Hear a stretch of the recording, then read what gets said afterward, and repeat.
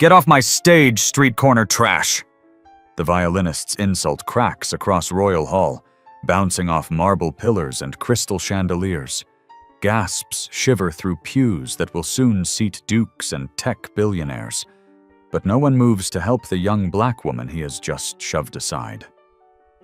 Asha Bennett steadies the neck of her 1715 Stradivarius, the same instrument that won her a Grammy last spring.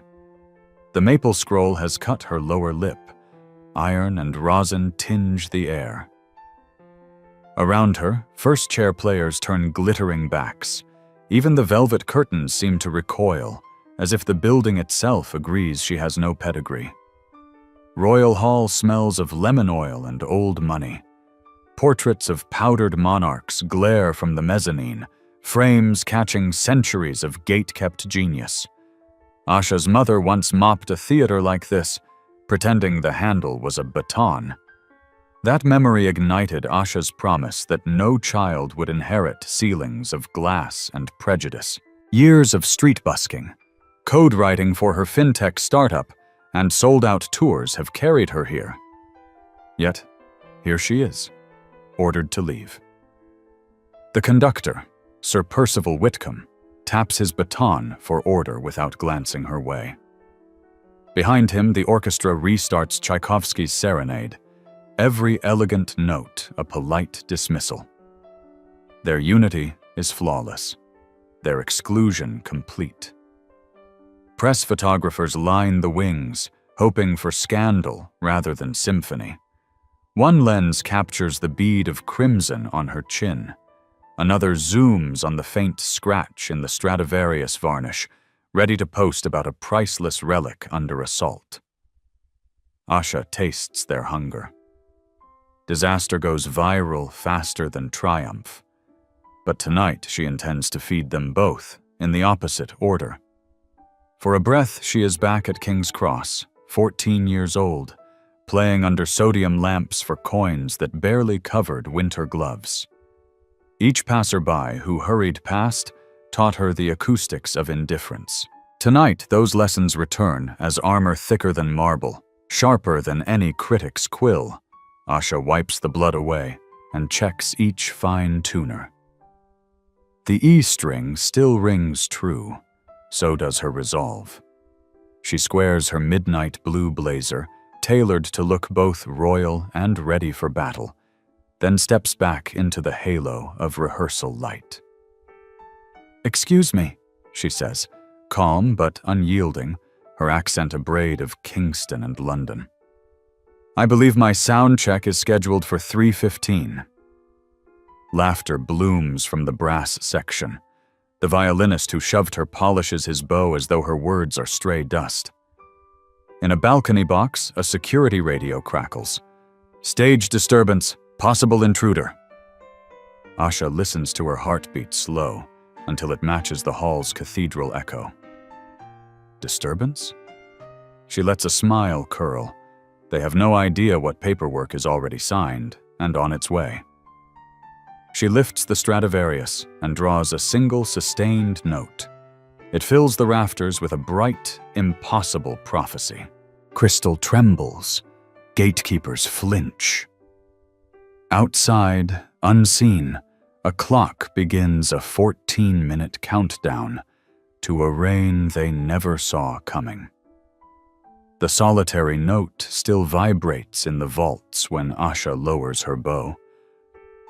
Chill disdain pours from gilt balconies, but the air tastes familiar fuel rather than frost. She turns one fine tuner a quarter twist, a ritual that steadies her pulse the way a boxer tightens gloves before round 2. A memory flares, the Grammy stage 5 months earlier, flashbulbs scattering confetti light while she thanked every curb, hostel, and open mic that sharpened her sound.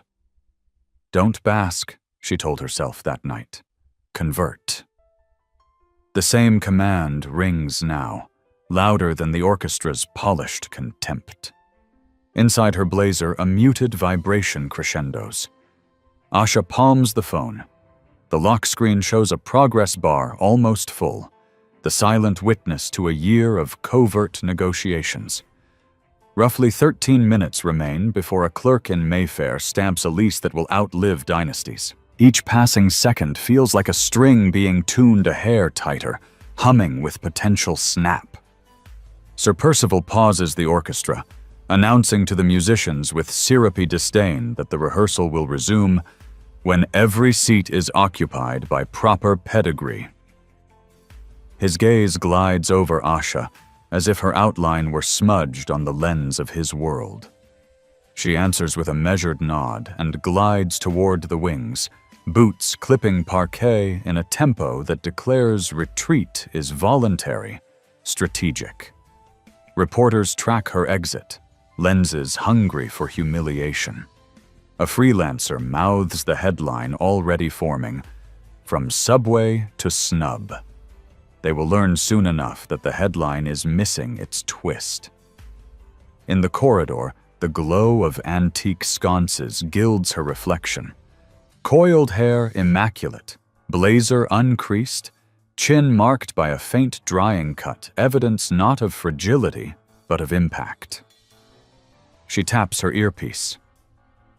"Henley, status?" Her barrister sounds breathless, yet triumphant. "Final signature obtained. The courier is en route to land registry. You will hold the keys well before the overture finishes." "Perfect. In 10 minutes, call building security and confirm the new chain of command." "Already drafting the note." She ends the call, pockets the device, and re-enters the light. On stage, the orchestra restarts Tchaikovsky, brass bright and indifferent.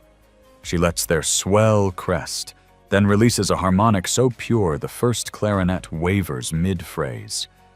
Heads pivot, bows hesitate. She strolls to the podium as if it belongs to her future, because it does. "Maestro Whitcomb," she says, voice dressed in velvet and steel. "Union protocol grants me a scheduled sound check." The conductor affects boredom. "Royal Hall honors heritage, not handouts."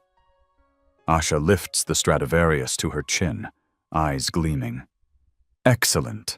A Hall of Heritage should respect its own contracts." Somewhere high above, a chandelier quivers, catching a shift in atmosphere. Outsiders feel it too.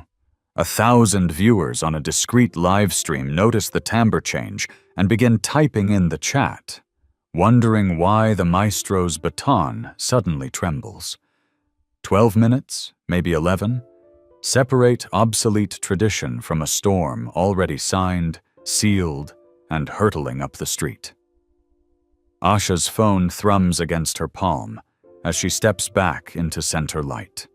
Less than 12 minutes stand between her and legal dominion over every gilded arch above. She draws a calming breath, feeling the Stradivarius warm against her collarbone, then raises her voice so every tear can hear. "Maestro Whitcomb," she repeats. "My rehearsal slot was booked and paid for. Kindly honor the schedule." The conductor's powdered profile tilts, disdain sharpened to a rapier point. "Royal Hall reserves its acoustics for artists of lineage, not aspirants." With a flick of his baton, he instructs 2 security guards to advance. Bows come to rest. Brass bells dim. The audience of musicians tastes the tension and goes silent, as though history itself is holding a breath. Asha offers no resistance while the guards flank her, but she lifts her phone, screen outward, so its glow washes across the first rows of music stands. A fresh push notification gleams in bold serif. Master lease transfer, recorded proprietor, Asha Marie Bennett. The lettering is ordinary phone font, yet it strikes like a cannon. Gasps spiral through the orchestra. Pages of sheet music flutter as though a sudden draft has entered the hall. The first chair cellist murmurs, "It's real," unable to tear his gaze from the screen. Asha turns slightly, addressing not Whitcomb, but every camera lens and smartphone already pointed her way. "If you believe art belongs to talent, not bloodline, "Show them right now," she says, voice resonant as an organ chord. "Type the number 1 in the live chat or comments below. Let the record show how many people reject discrimination in all its disguises." Call to action. Drop a 1 if you stand against bigotry. In the mezzanine, reporters pivot to capture the avalanche of on-screen digits. Ones pour in from Lagos, Detroit, Kingston, Paris, their rapid scroll reflected in polished brass and crystal. Within seconds, the chat looks like a string of bright beads, impossible to ignore. The guards pause, reading the tide. The taller one lowers his hand from Asha's elbow. Whitcomb opens his mouth, closes it, opens it again. Whatever command he intended now sounds dangerously uncertain, even to him. The conductor's baton wobbles. Its authority erodes with every new 1 flashing in real time above the balcony rail. Asha meets his eyes, calm and absolute. "The audience has spoken, maestro. Shall we play, or shall we litigate?" Behind her, a stagehand in headset receives a whisper from building security. "Protocols are being updated. Authority has shifted. 10 minutes, perhaps a touch fewer, remain before the ink on her deed dries beyond appeal." And in that shrinking window, the hall itself seems to awaken, readying for the music of a new order.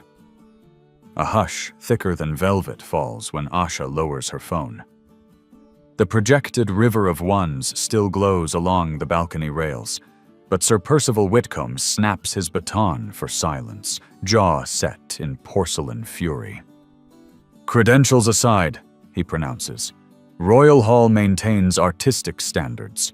You will leave this stage at once." Asha meets his gaze. "Grant me 5 minutes to play 1 Paganini caprice.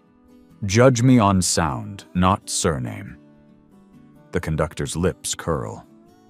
5 minutes of circus tricks will not redeem street music. He flicks 2 fingers. The security guards momentarily hesitant step forward again. Their earlier doubt returns, though, as they catch the tremor in Whitcomb's hand and the restless shifting of musicians who have just seen their future landlord claim the deed. A stage manager hurries in from the wings, carrying a crimson envelope stamped with the hall's crest. She tries to pass it to Whitcomb, who waves her off. The envelope hovers in midair, the room's invisible center of gravity, before the manager retreats toward Asha instead. "Ma'am," she whispers, placing the envelope in Asha's outstretched hand. "Trustees asked me to deliver this immediately." Asha breaks the wax seal. Inside lies a single parchment, confirmation of the 99-year master lease, countersigned by every royal steward. The wording is archaic, almost theatrical, but the meaning is plain. From this moment, the floor beneath their feet, the chandeliers above their heads, even the air wavering between Arco and Pizzicato, all fall under her stewardship. She raises the parchment so the orchestra can see the signatures. A low murmur ripples through the string section. A timpanist's mallets tap an involuntary roll of anticipation. Even members who mocked her minutes ago shift forward on their stools, sensing the tectonic plate beneath tradition begin to slide. Whitcomb clears his throat, tone suddenly diplomatic. "Miss Bennet, perhaps we might discuss rehearsal logistics in the boardroom, away from the press." "No," Asha answers, voice soft but immovable. "We discuss them here, in full view of every musician who has ever been told to wait outside." The guards pause again, reading the room. No one reaches for Asha's elbow this time. Instead, she lifts her violin, chin settling against worn maple, and nods toward the concert master. "Open your part to measure 1. Key of a minor. Follow my lead." The concertmaster hesitates, then places her bow on the string. Around her, colleagues lift instruments with tentative hope, as though responding to a conductor they have never seen, but already trust. The first note leaves the orchestra fragile, uncertain, a baby bird pushed from its nest. Asha answers with a solo line spun of flame and silk, and suddenly the hall is flying. Whitcomb stands frozen, baton lowered, audience to a performance he no longer commands. From the front row, Malik, now seated in the platinum-edged chair A1, leans forward so far the ushers nearly warn him. His eyes shine wider than the chandeliers. Outside the tall windows, evening clouds drift, unaware that the balance of power inside has shifted forever. Inside, 9 minutes remain before the ink dries on a future no velvet rope can keep out. The music already sounds as if those minutes have passed. Asha's bow slashes the final triplet of Paganini's Caprice No. 24, and the note hangs above the audience like a burning ribbon. Before anyone can speak, she lowers the violin and, for the first time all night, lets her eyes sweep the hall. Front row, platinum-edged seat A1, the janitor boy in the oversized jumper. He sits on the edge of the cushion, fists jammed between his knees, face ablaze with belief. Seeing him here among peers of princes tightens something in Asha's chest, because his presence is the hidden hinge on which the coming hour will turn. Flash back, scarcely 20 minutes earlier. After Whitcomb's first order to expel her, the guards walked Asha along a service corridor smelling of polish and cold stone. That was where she spotted the boy, tapping a steel pan keychain against a plastic bottle, coaxing Caribbean syncopation out of janitor's odds and ends. He had glanced up in terror, as though caught stealing sound. Asha had knelt, asked his name Malik, and pressed a velvet envelope into his trembling hands. "Tonight you sit where your dream can see the stage," she told him. "Then dream bigger." Now, as the echo of Paganini fades, Malik's presence becomes the night's first unannounced variation. Cameras pan to him, puzzled donors lean forward, and the ushers trained to spot counterfeit tickets must reconcile the crest-embossed invitation with the boy's scuffed sneakers. The small disruption lands like a stone in still water, sending rings of unease all the way to the royal boxes. Sir Percival Whitcomb senses power drifting from his podium. "Thank you for the demonstration," he says, voice brittle. "We shall return to the scheduled program." But the orchestra's alignment has shifted. The concertmaster rises and speaks not to Whitcomb, but to Asha. "Your intonation and fire are beyond dispute. How would you like the ensemble to proceed, Ms. Bennett?" A murmur of agreement ripples through strings and winds. Even the brass, once quick to mock, watch her with something close to expectancy. Whitcomb's baton wavers, suddenly an antique relic in a modern storm. Asha answers with a quiet command. "Circle up behind me. First movement of serenade for strings, but add 6/8 pulse under the melody. I'll lead." It is a bold splice classical spine with Caribbean heartbeat, and its origin walks the janitor corridors. Musicians shuffle stands, some giddy, some nervous. Whitcomb attempts to object, but a trustee in evening tales steps from the wings, lease parchment in hand. "Sir Percival," he says, voice measured, "the board recognizes the new proprietor's interpretive prerogative. Kindly support or step aside." That is the twist. Authority transferred in ink moments ago now manifests in sound. The maestro, pale, yields his platform. Asha climbs it, bow raised. Malik clasps his ticket like a talisman, unaware that before this night is over, his rhythm will thunder beneath chandeliers none of his classmates have ever seen. As the first downbow carves the air, a sly smile touches Asha's lips. The fuse she lit in a forgotten hallway has found the gunpowder of tradition, and the next explosion will be music no lineage can contain. Cold winter air nips at Asha's cheeks as she steps onto the ivy-lined courtyard. Gas lamps flicker along rain-dark cobblestones, making each stone gleam like a freshly minted coin. 2 guards hover nearby, half sentinel, half witness to a page of history turning. Her phone buzzes with an incoming video call. On the screen, Barrister Henley appears, silk tie askew, eyes bright with victory. Land Registry has filed. Trustees have relinquished all operational control. Madam Bennett, you now hold Royal Hall until the 22nd century. Asha exhales, the breath pluming white. Execute Clause 17, she instructs. Convert every full-time employee into an equity partner and set tonight's ticket revenue share 10% into the Youth Instrument Fund. Henley nods vigorously. Clerks behind him break into applause as he ends the call. The cheer seems to ride the wind, brushing the courtyard's iron gates. Asha opens a public live stream, framing herself beneath stained glass windows that glow crimson with rehearsal light. "Hello, world," she says, voice steady as cathedral bells. "If you're watching from Kingston or Kinshasa, Oakland or Osaka, drop the name of your city right now. Let Royal Hall hear how wide music travels when walls fall." Call to action. Type your city or flag in the chat to show that art knows no borders. Within heartbeats, the screen erupts. Lagos, Paris, Nairobi, Atlanta, Rio. Digital confetti scrolls so fast the algorithm can barely keep pace.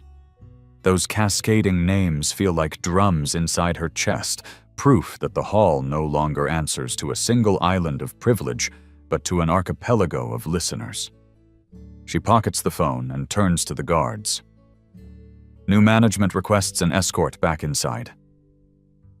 They stand straighter. One keys his mic. "Control copy. Initiate zero-tolerance discrimination protocol. Ms. Bennett is to be treated as principal." Static crackles in agreement. As they guide her toward the service door, Asha pauses beside a storage closet.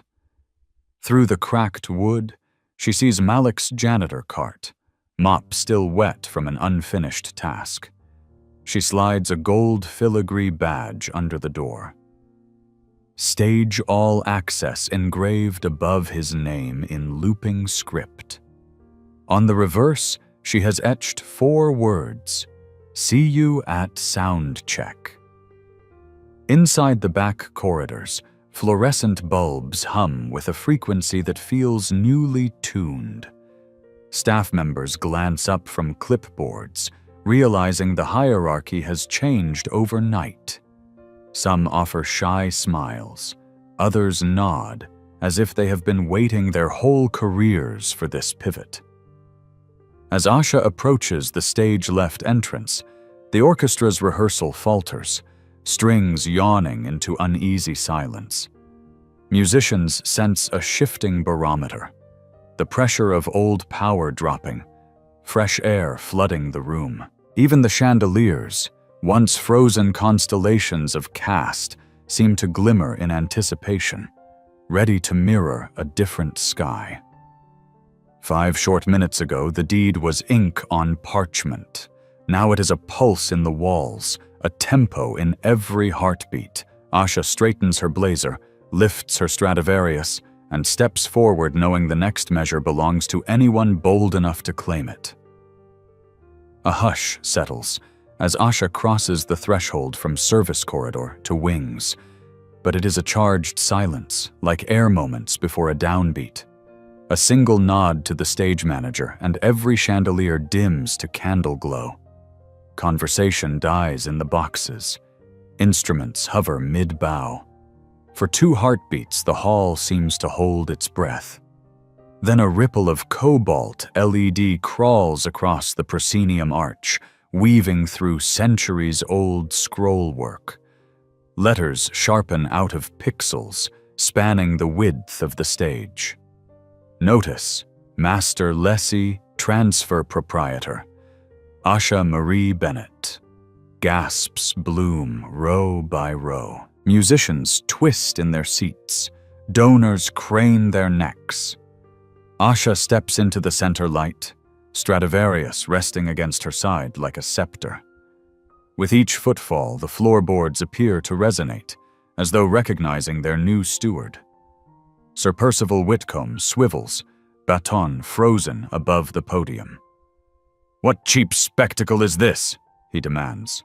But his voice, once iron, now rings tinny against the swell of whispers. Before he can continue, a trustee in evening tails emerges from the wings holding the crimson lease parchment high. "The board acknowledges the validity of this transfer," the trustee declares. "All programming henceforth falls under the discretion of Ms. Bennett." A visible shiver passes through the first violins. Awe, relief, maybe both. Whitcomb's baton droops. He steps back, as if realizing a conductor's rostrum confers no authority when the hall itself has changed hands. Asha turns to the orchestra, her tone bright but commanding. "Friends, the audience awaits an overture worthy of a new charter. Take your seats, open serenade for strings, but feel free to color the syncopation. Tonight, heritage meets renewal." The concertmaster rises, grace tempered with resolve, and offers her chair. Asha declines with a small shake of the head. Instead, accepting the baton, Whitcomb still clutches in white-knuckled disbelief. She pivots, lifts the baton, and the house lights bloom to full brilliance, scattering diamond light across bow hair and brass. From the front row, Malik sits enthralled, access badge glinting at his chest. He mouths a silent thank you. The hall's elders notice him now, a janitor's jumper among silk gowns, and wonder how he slipped their nets. The answer waits in the margins of the score Asha is about to conduct. She beats 2 preparatory counts. Cellos answer with a warm drone. Violas add a whispered rhythm that hints at calypso. Woodwinds smile, catching the invitation. The fusion seems audacious, yet the hall's acoustics accept it gladly, throwing the sound back gilded and whole. Even Whitcomb cannot deny the vibrancy filling the rafters. As the first theme rises, Asha's left hand floats, shaping phrases the way wind shapes water. The music feels both ancient and newborn, like stained glass suddenly lit from behind by sunrise. Somewhere high among the chandeliers, dust motes spin in new constellations, as if the building itself is composing fresh harmonies in honor of its sovereign. Outside, the city traffic murmurs unaware, but within these walls a lineage of velvet ropes and whispered gatekeeping has been retuned. From this measure on, every note will testify that mastery resides in courage, not pedigree, and that a single violin can rewrite the echo of an empire. The last chord of the hybrid serenade dissolves to a hush, but the energy clings to every velvet seat like static. Asha sets the baton on the music stand, motions to the concertmaster to hold the stage, and slips through the side curtain into backstage corridors that still smell faintly of resin and fresh rebellion. In the green room foyer, the full board of Royal Hall trustees awaits her tailcoats immaculate, faces flushed with the shock of their own signatures. Asha places her Stradivarius on a velvet chaise, then opens the leather folio tucked beneath her arm. Inside lie addenda to the master lease. Equal pay schedules, harassment zero-tolerance clauses, mandatory community concerts, and a profit share ladder that extends from principal violin to janitor. "I require countersignatures on each addendum," she says, voice cordial but immovable. Tradition is only valuable when it serves fairness. A stiff-backed duke clears his throat.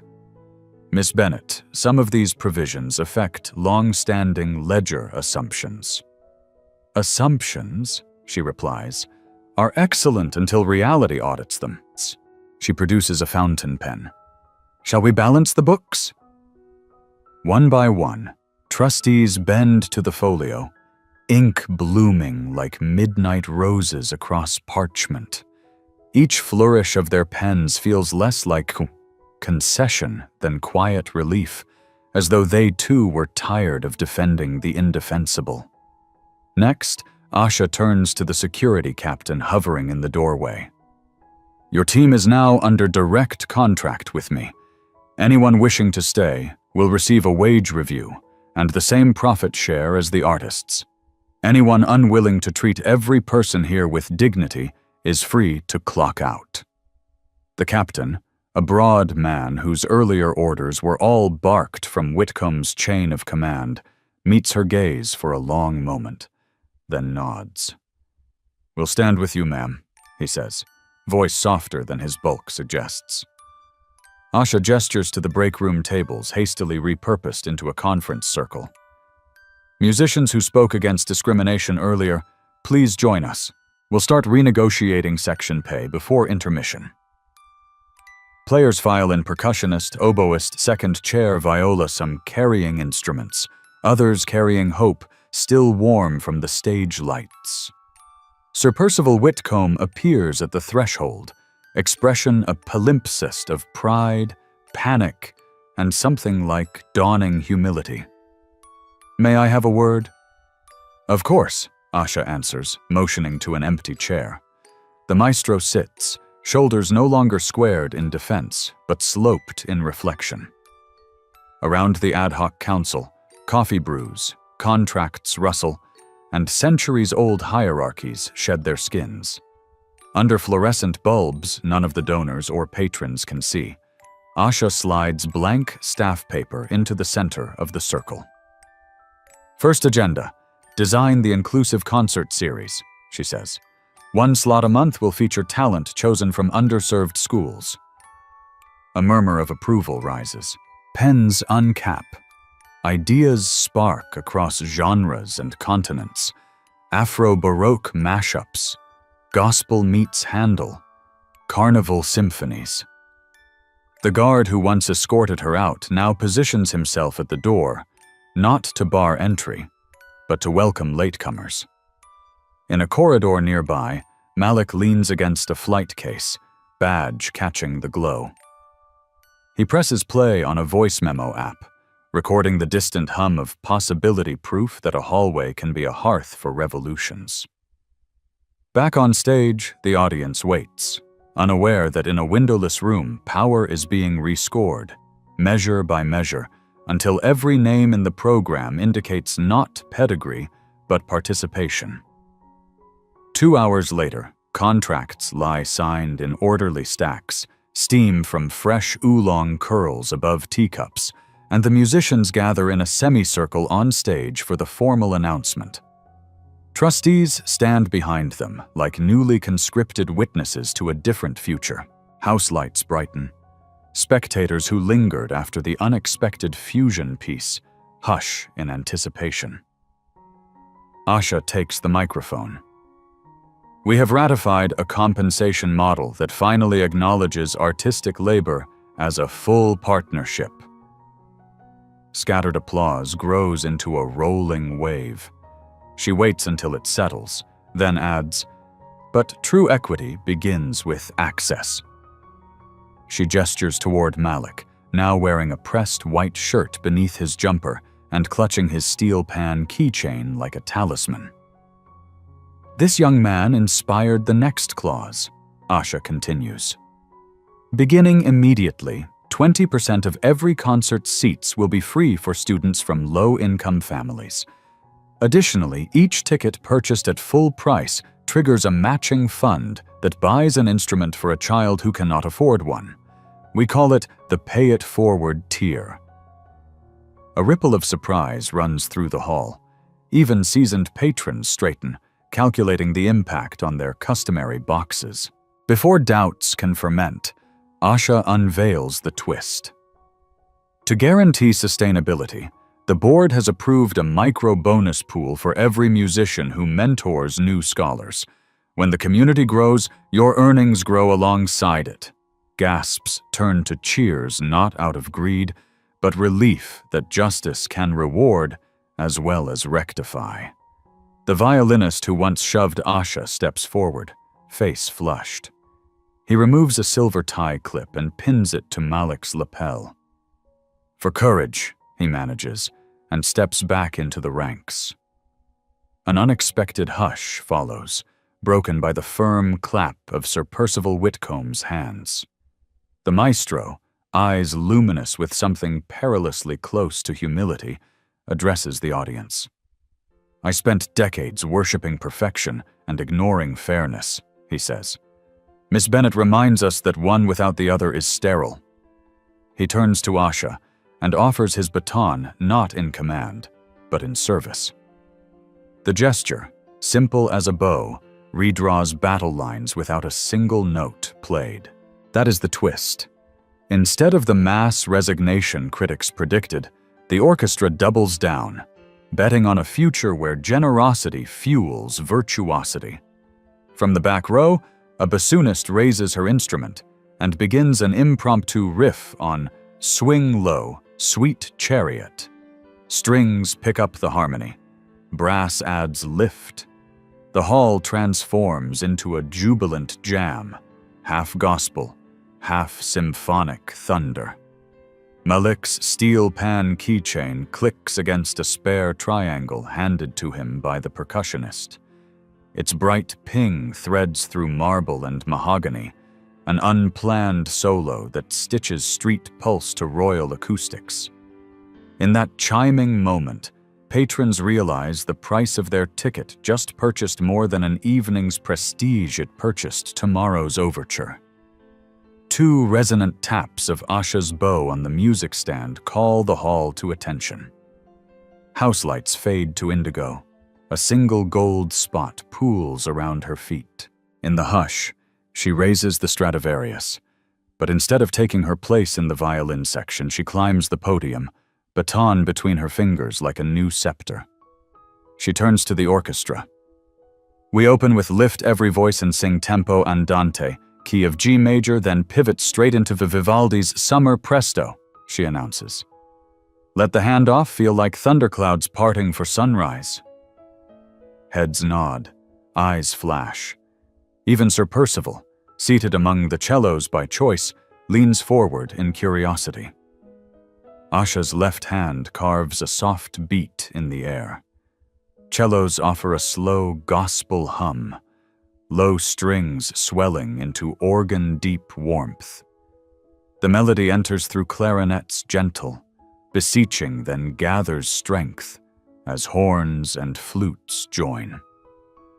Audience members who moments ago debated their legacies now rise, some placing hands on hearts, others clasping seat backs as if to steady themselves against a tide. Halfway through the refrain, Asha snaps the baton in a tight arc. A lightning-fast pizzicato from second violins answers. Timpani rolls like distant thunder. The gospel cadence accelerates, pivoting into a brisk triple pulse. Bow hair flashes white under the spotlights. Without a single verbal cue, the orchestra rockets into Vivaldi's Summer. The contrast electrifies the space. Violins unleash blistering 16th notes arrows of heat, slicing candle dark. Woodwinds swirl cyclonic around them. Brass, once reserved for pomp, now bellows like a brewing storm. The piece feels both baroque and freshly born, as though centuries have collided and forged a brand new alloy of sound.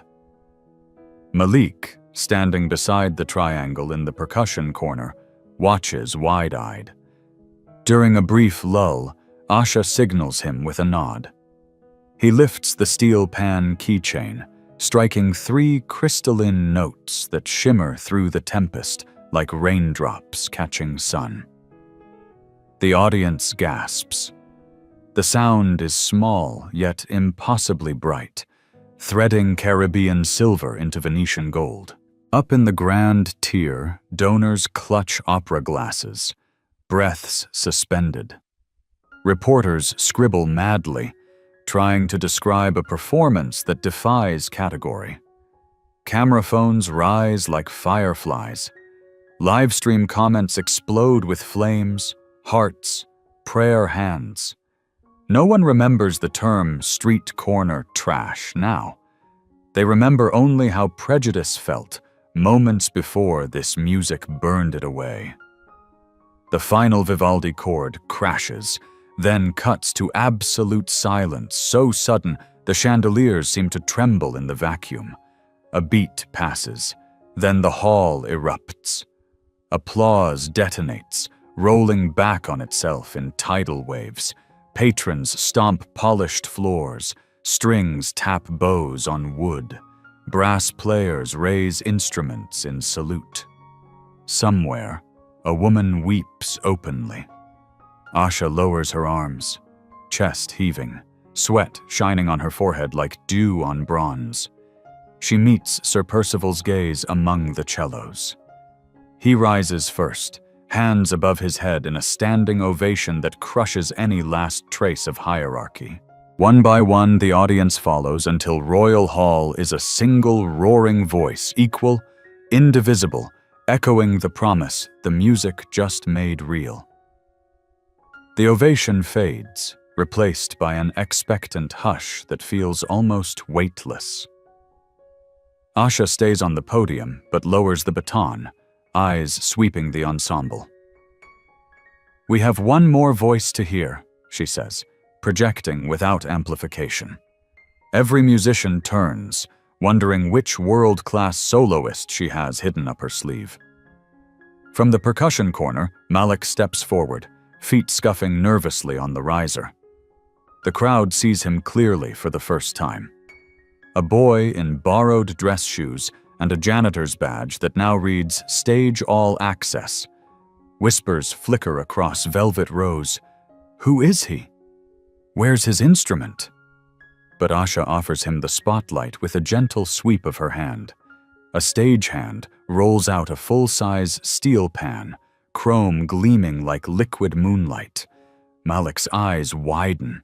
This is no toy keychain, but a professional tenor pan hammered to sing. He touches the rim, as one might touch stained glass. Asha kneels, adjusting his music stand to child height, then returns to the podium and lifts no baton. Only her left hand, palm steady. Strings lay down a soft, sustained D major drone, spacious as open ocean. Woodwinds add a slow gospel sway. Malik closes his eyes, inhales once, and strikes the pan. The note rings pure, radiant, lightly metallic sunlight skipping across water. He follows with a run of triplets that ripple like laughter breaking through clouds. The hall, built for aristocratic violins, receives this island timbre as if it has waited centuries for exactly this frequency. Patrons lean forward, mouths parted. Some realize their toes are tapping before their minds catch up. Asha cues the orchestra into a call and response. Violas echo Malik's line. Flutes answer an octave higher. Timpani thumps a heartbeat beneath. Malik's confidence grows. Wrists blur, melodies blossom. Snatches of calypso, hints of freedom songs, even a teasing quotation of Rule Britannia, flipped from march to joyful skank. Laughter ripples through the boxes, not mockery, but delight at tradition lovingly rewired. Sir Percival, seated among the cellos, lifts his bow and weaves a countermelody around the steel pan, smiling with genuine wonder. The moment feels impossible, yet inevitable. Royal hallboards and street rhythms stitching a single tapestry. On the final cadence, Asha signals for silence, leaving Malik alone to strike one clear tonic that hovers like a halo before melting into stillness. The hall erupts, roars, whistles, stomps far louder than before. Malik's face floods with disbelief. Tears track down his cheeks. Ushers rush to hand him a bouquet snatched from the lobby display. He clutches the flowers and bows so deeply his forehead nearly touches chrome. Asha steps beside him, palm to her heart. Talent, she tells the audience, needs only a door held open. Cameras flash, ensuring millions will witness the boy who crossed a mop bucket's horizon and landed center stage. And in that thunder of applause, the royal acoustics themselves seem to concede that greatness, once admitted, refuses ever to leave by the service door again. The echoes of Malik's steel pan linger like gold dust when Asha returns to the mic, baton tucked beneath her arm. A soft hush settles less the silence of order, more the hush of a crowd leaning forward, ready to change shape. She rests a hand on Malik's shoulder and turns him toward the audience, so they share the spotlight. Tonight, she begins, Royal Hall trades a fraction of its seats for an ocean of new voices. From this concert onward, one ticket in every 5 will be free for students from low-income families. Transportation vouchers, evening meals, even dress shoes if needed, the hall will cover it all. Murmurs ripple through the tiers. Some patrons nod, others whisper numbers, calculating budgets against legacy. Asha raises a calming palm. Culture expands, not shrinks, when everyone gets a front row view.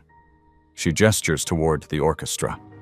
Second, each full-price ticket now funds an instrument for a child who cannot afford one. Violin, clarinet, steel pan, laptop for composition, whatever their dream requires. At the word instrument, Malik brightens the way stained glass ignites under sunrise. The trustees stand behind her, addenda held aloft like certificates of baptism. Asha offers them the mic. The chair of the board clears his throat. We endorse these provisions without reservation. Effective immediately. Scattered applause builds into a growing clap, reluctant hands joined by enthusiastic ones until the pattern resolves into unanimous support. Asha turns to the cameras, knowing tens of thousands are still streaming the night live. If you want young people everywhere to study music without price tags, tell us now. Type the word yes in the chat or comments. Let this hall hear the roar of opportunity. Call to action. Want free music education for all? Type yes below.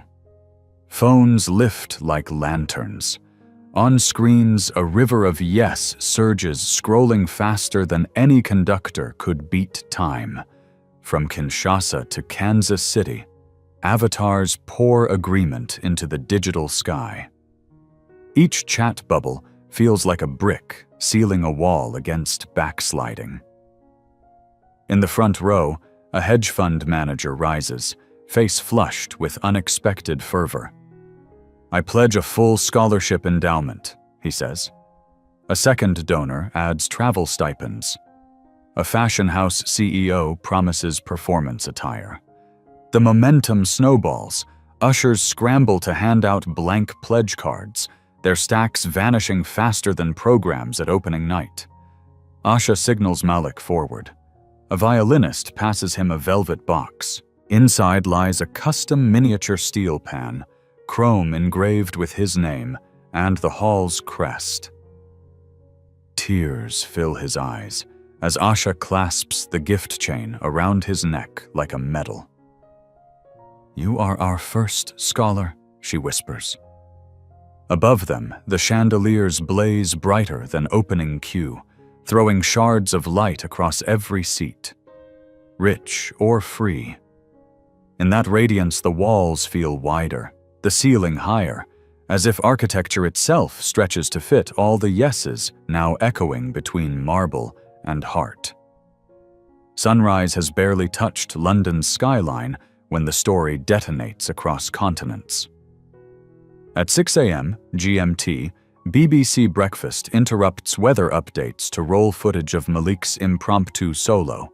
The presenter calls it the sound that bent a monarchy to mercy. By 8, CNN and Al Jazeera loop the same clip, with lower third banners reading "Royal Hall Reborn." Satellite vans swarm the courtyard. Asha stands on the marble steps, warm scarf over her blazer, Stradivarius case slung like a messenger bag. Flash bulbs strobe. But the questions are new. Not, "Why were you thrown out?" Rather, "How can other venues copy this model?" She answers each in the same even timbre she uses on stage. Start by opening one door. The crowd will handle the rest. Social platforms ignite.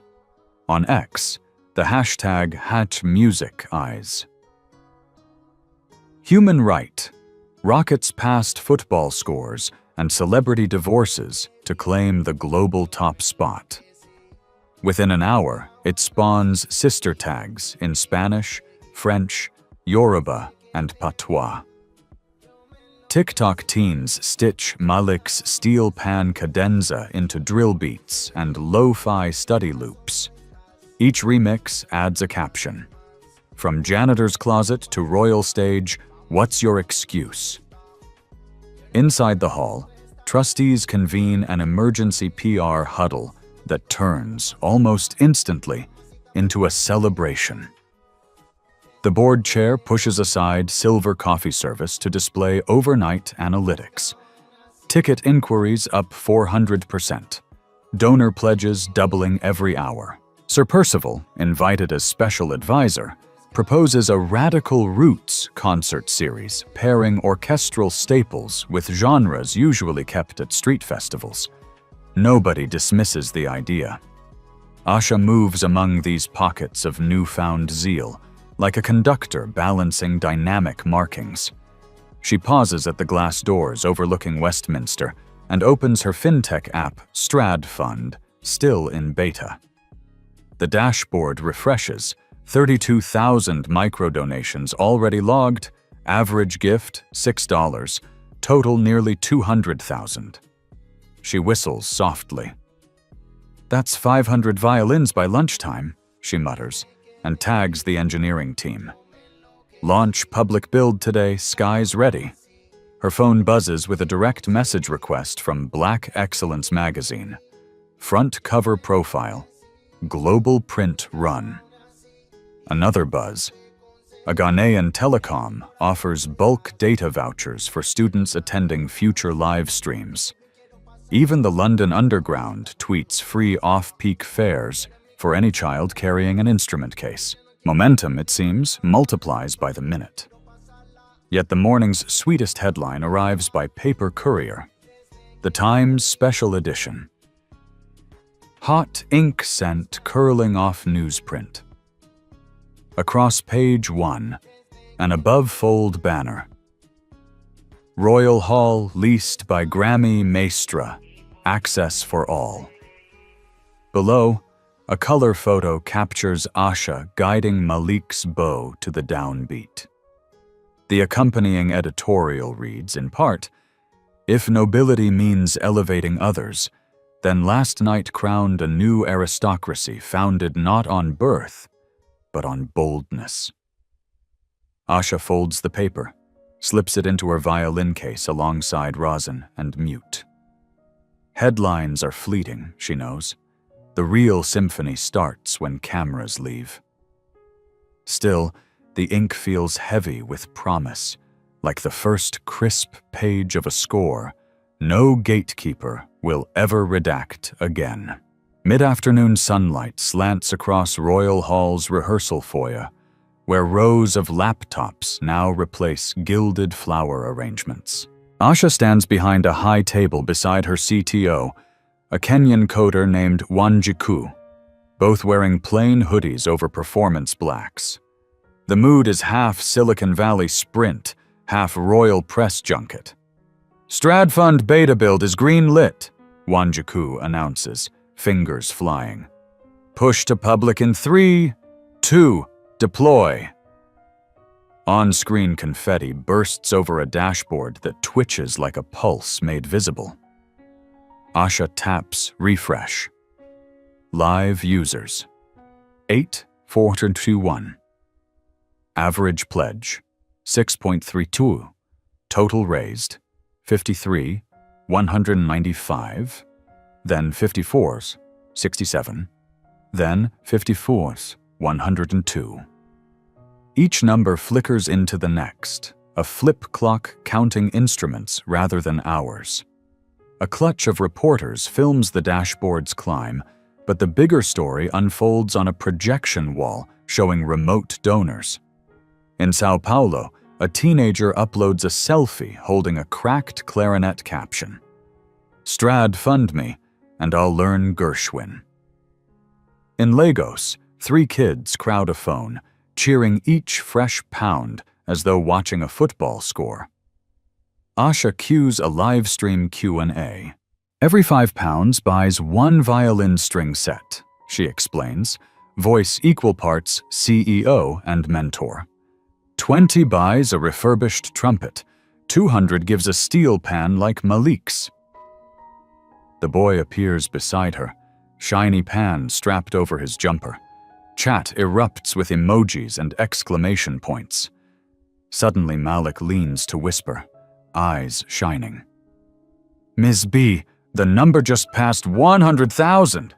Murmurs ripple through trustees who have never seen 6 figures arrive with so little paperwork. Asha nods at Wanjiku, who hits a macro. The dashboard zooms out, mapping donor pings as shooting stars across a dark blue globe. Asia, Africa, Caribbean, Midwest, each flash a microgrant turned mezzo forte. Sir Percival enters, carrying boxed sandwiches for volunteers. Gone is the powdered wig. In its place, a simple wool cap. He clears his throat. The maestro's lunch contribution, he says, cheeks pink, and sets the food down before returning to pack envelopes with pledge receipts. Cameras capture the moment. Social feeds caption it. Humility sandwich within minutes. A trustee approaches Asha. Your fund just broke our annual education budget in 4 hours, she says, half dazed. What happens when the novelty fades? We pivot, Asha answers. Add masterclasses, build open-source sheet music libraries, subsidize data so rural kids can stream tutorials, whatever keeps the pipeline flowing toward the stage. The trustee studies the roaring dashboard. That could bankrupt ticket scarcity. That's the idea, Asha replies, eyes on the numbers still climbing. Scarcity, turned upside down, becomes abundance. The hall's marble echoes with the proof. By sundown, the total will top 250,000, but already the foyer hums like a server farm running on altruism. Across continents, children begin to price dreams not in gold, but in possibility, and discover both currencies are finally the same. 12 months glide past in a blur of keychains and passport stamps. The camera lens of memory captures vignettes. Spring. In a sun-washed classroom in Kingston, Malik demonstrates syncopated eighth notes on a loner pan. A projector streams Asha coaching via holographic avatar. Outside, a mural of the Royal Hall glints beneath the words, "Music is a human right." Early summer. The inaugural Radical Roots Festival opens in London. Bach's air melts into Afro beats. Sitar lines braid through Debussy. Ticket stubs read, "Pay what lifts you." Scalpers go extinct. Street vendors selling second-hand violins multiply. Late summer.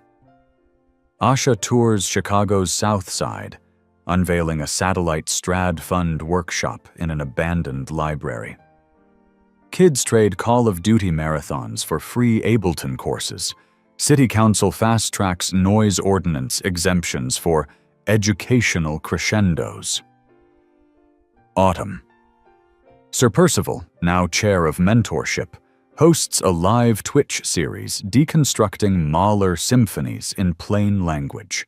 Commenters spam hearts for the segment Batten Dad Explains Bassoons. The maestro's once feared glare is now an internet meme titled Conducting Kindness. Winter. Royal Hall's Gala Anniversary concert streams in 4K to refugee camps via donated Starlink bandwidth. A Syrian teen uploads a violin cover of Lift Every Voice, tagging Asha and Malik. The clip goes viral. Strad Fund donations spike for violins with carbon fiber bodies that can withstand desert nights. Cut to tonight, 1 year later. Chandeliers blaze over an audience half tuxedo, half school uniform. Malik, now 14 and several inches taller, stands center stage in co-pilot role, steel pan slung, confident grin, new braces sparkling under footlights. Beside him, Asha tunes her Stradivarius. The hall hushes, and banners unfurl from the balcony. Music is a human right, an elderly donor whispers. Remember when that was controversial? Another replies. Remember when it wasn't? Then the downbeat lands, and a youth orchestra 60 players representing 21 countries launches into an arrangement of Ode to Joy spliced with reggaeton bass. The sound is outrageous, ecstatic. Marble columns seem to dance. Up in the grand tier, Sir Percival stands with 2 young mentees. He conducts from the balcony, invisible baton tracing arcs of pride. When the chorus reaches its apex, the projection screen behind the stage tallies tonight's real-time pledges. 1,002 tone, 337. A golden digit flips. Cheers drown timpani. Backstage, crates of freshly shipped instruments await couriers bound for Lagos, La Paz, Luanda, Louisville. Each box bears a shipping label stamped Parents, Open Before the Child. Because in this retuned world, grown-ups are custodians of possibilities, not gatekeepers. As the final chord rings, confetti cannons puff biodegradable petals. The audience showers performers with paper cranes crafted from old ticket stock. Some cranes still show barcodes of concerts long past proof that yesterday's exclusivity can fold into tomorrow's airborne promise. Midnight cloaks Royal Hall in hush, but the stage glows with after-concert lanterns, casting soft halos on music stands and scattered petals. Technicians coil cables, volunteers stack pledge cards taller than timpani. Asha lingers alone at center stage, Stradivarius nestled under her chin. She draws a single note, low, resonant, intimate, then lets it stretch, decrescendo into silence. A fermata holds the air. Even the old building seems to breathe with her. Sir Percival appears from the wings holding 2 mugs of cocoa. He offers one. "To the longest rehearsal I've ever loved," he says. They sip in companionable quiet while crew bustle fades to distant hum. Asha gazes at the darkened tiers. "Funny," she muses. The hall feels larger now that more people fit inside. Truth expands rooms, Percival answers, surprising himself. He gestures to a fresh plaque affixed beside the proscenium arch. In gilded script, Royal Hall, Bennett Charter. Estum 2124. Below, smaller text spells the charter's core. Equal access, fair pay, zero tolerance bias, community percent, global stream. Asha traces the letters with her eyes, then snaps the violin case shut. Tomorrow we start auditions in Accra, she reminds him. Day after, Manila. Don't pack formal tales, humidity ruins them. He chuckles. I own none anymore, and pulls a knit scarf from his pocket, proof of the claim. Footsteps echo. Malik sprints on stage, clutching a sealed envelope. Courier left this, he pants. The letter bears the crest of the United Nations Educational Council. Asha opens it. Inside, an invitation. Present the Bennett model at the next UNESCO General Assembly. Malik's grin is cosmic. World tour! Asha ruffles his hair. World partnership, she corrects. Tours end. Partnerships echo. Crew lights dim to maintenance mode. Above, stars peek through the glass roof, their pale shimmer matching the plaque's gold. Asha steps to the apron, addressing the empty hall as if audiences remain. Freedom doesn't need pedigree, she says softly. Only the courage to stay in tune when the world plays sour.